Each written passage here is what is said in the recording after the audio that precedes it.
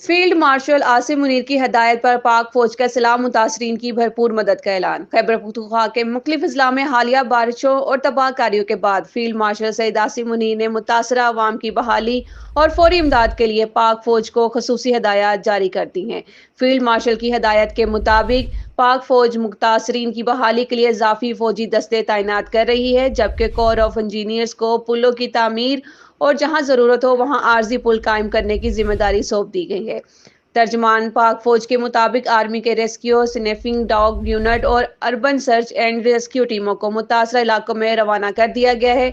इसके अलावा army aviation के हेलीकॉप्टर्स भी इमदादी सरगर्मियों में हिस्सा ले रहे हैं। पाक फौज ने सैलाब मुतासरीन के लिए एक दिन की तनख्वाह अतिया करने का ऐलान किया है, जबकि फौजी जवान अपना एक दिन का राशन भी मुतासरा शहरियों के लिए वक्फ कर रहे हैं।